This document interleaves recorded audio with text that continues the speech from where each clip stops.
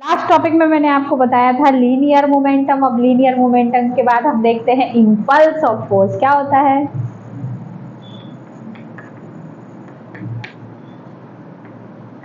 Impulse of force, impulse of force it means होता है the product of force and interval time.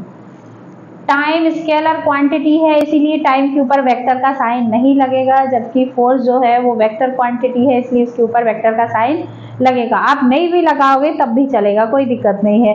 अच्छा, vector लगाना तो कब कंपलसरी होता है? जब आपको गिवन हो कि इन द वेक्टर फॉर्म, आपको एक्सप्लेन वेक्टर फॉर्म में करना हो, ठीक है। अब यहाँ पे इंपल्स ऑफ फोर्स की डेफिनेशन क्या बन जाएगी? बहुत इजी हो गई। देखिएगा, मैथमेटिकल फॉर्म को थ्योरी में कन्वर्ट करना और थ्योरी को मैथमेटिकल फॉर्म में कन्वर्ट करना आना चाहिए। यदि ये आपको आ गया तो समझ लीजिए फिजिक्स बहुत इजी है, ठीक है।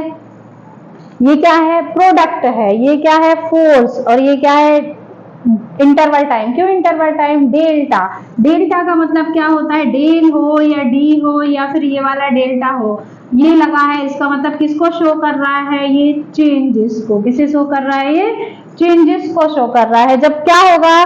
फोर्स लगाए जाने पर टाइम क्या हो रहा है? यहाँ पे चेंजेस हो रहा है, इसीलिए उसे क्या कहेंगे? Interval of time. तो द प्रोडक्ट ऑफ, क्या है? ये प्रोडक्ट है sign. The product of applied force on the body and interval time is called the impulse of force. समझ में आया? या फिर सिंपल सी लैंग्वेज में आप ऐसा भी लिख सकते हो, the product of force and interval of time is called the impulse of force, ठीक है। Impulse of force. अब हम इसकी क्या करते हैं? एसआई यूनिट निकालते हैं इंपल्स ऑफ फोर्स की। इसकी एसआई यूनिट क्या हो जाएगी? इसकी एसआई फोर्स की एसआई यूनिट क्या हो जाएगी? न्यूटन। और टाइम की क्या हो जाएगी? सेकेंड। तो इंपल्स ऑफ फोर्स की यूनिट क्या हो जाएगी? न्यूटन इनटू साइन, ठीक है।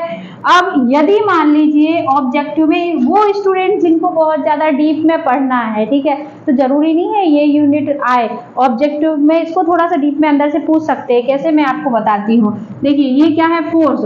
फोर्स को क्या लिखा जा सकता है? Again mass into M into A. F क्या लिखा जा सकता है? M A, M A. और टी तो क्या है? टाइम है, टाइम का टी। अब ये क्या हो गया? मास। एक्सिलरेशन को क्या लिखा जा सकता है? मैं डायरेक्ट लिखती हूँ, अब डिस्प्लेसमेंट अपॉन टाइम का स्क्वायर, है ना। क्या होता है? डिस्प्लेसमेंट अपॉन टाइम का स्क्वायर। और ऊपर क्या दिया है? एक बार टाइम। तो एक बार जो टाइम है वो क्या हो जाएगा? एक टाइम से कैंसिल आउट हो जाएगा। तो यहाँ पे क्या आ जाएगी? इसकी यूनिट किलोग्राम मीटर पर सेकेंड। समझ रहे हो ना? मतलब इंपल्स ऑफ फोर्स की एसआई यूनिट दो टाइप से हो सकती है। एक तो शॉर्ट में हो जाएगी न्यूटन पर सेकेंड, और दूसरी थोड़ा सा डीप में उसके फंडामेंटल यूनिट्स में लिख सकते हैं इसको, किलोग्राम मीटर पर सेकेंड, ठीक है। अच्छा, ये आपको नहीं भी आ रही है, इट्स ओके, ठीक है, आपको ये तो समझ में आ रहा है। अपन सेकेंड क्या लिख सकते हैं? इसकी सीजीएस यूनिट। सीजीएस यूनिट क्या हो जाएगी? न्यूटन का क्या हो जाएगा? डायन। और सेकंड तो सेकंड रहेगा। इसकी सेकंड इस फॉर्म में यूनिट, ये वाले फॉर्म में यूनिट। फंडामेंट फॉर्म क्या है? ये फंडामेंटल यूनिट्स के फॉर्म में यूनिट क्या हो जाएगा? किलोग्राम का क्या हो जाएगा? ग्राम। मीटर का सेंटीमीटर। और सेकंड का सेकंड। आप इसकी यूनिट इतने टाइप से क्या कर सकते हो? राइट कर सकते हो। देन इसके बाद क्या आता है? Dimensional formula. Dimensional formula. Dimensional formula इसका क्या हो जाएगा?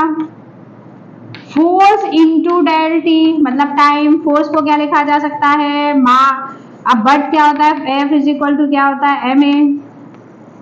तो क्या हो जाएगा? एम क्या हो जाएगा? मास। ए क्या हो जाएगा? एक्सिलरेशन। टी क्या हो जाएगा? टाइम, ठीक है। मास तो मास रहेगा क्योंकि मास फंडामेंटल यूनिट है। एक्सिलरेशन फंडामेंटल यूनिट नहीं है। तो बताइएगा एक्सिलरेशन की डेफिनेशन क्या होगी? मैं आपको बार बार बोल रही हूँ, अभी तक जितने वीडियोस बनाए सब में एक्सिलरेशन या फिर वेलोसिटी का यूज आया, इसलिए आप डिस्प्लेसमेंट, एक्सेलरेशन और वेलोसिटी, तीनों की डेफिनेशन बहुत अच्छे से पढ़ लीजिएगा तो आपको आ जाएगा। Acceleration, the change in velocity, the change in velocity with respect to time is called the acceleration.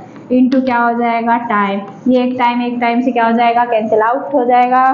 Again क्या हो जाएगा यहाँ पे, मास इंटू वेलोसिटी क्या की डेफिनेशन क्या होती है, the change in displacement with respect to time, या फिर the rate of change of displacement, है ना। तो क्या हो जाएगा, रेट का मतलब होता है टाइम के रिस्पेक्ट में, डिस्प्लेसमेंट अपॉन क्या हो जाएगा, टाइम। तो बताइएगा मास का क्या हो जाएगा m, डिस्प्लेसमेंट का l, टाइम का क्या हो जाएगा t। इसकी पावर कुछ नहीं है, इट मीन्स कितना लिखा हुआ है 1, 1 को पावर में लिखा नहीं जाता, लिख भी दोगे तो कोई दिक्कत नहीं, लिख सकते हैं हम। यहाँ पे क्या हो जाएगा m l और ये हो जाएगा t माइनस 1। क्लियर। तो mlt क्या हो जाएगा इसका dimensional formula, impulse of force का एम एल टी माइनस 1। अब आपको प्रैक्टिस इतनी करनी है क्योंकि जैसे डायमेंशनल फॉर्मूले हुए ये 1 मार्क्स में भी आते हैं, तो आपको विद इन 1 मिनट में हो जाए, 1 या 2 मिनट। ठीक है, थैंक यू।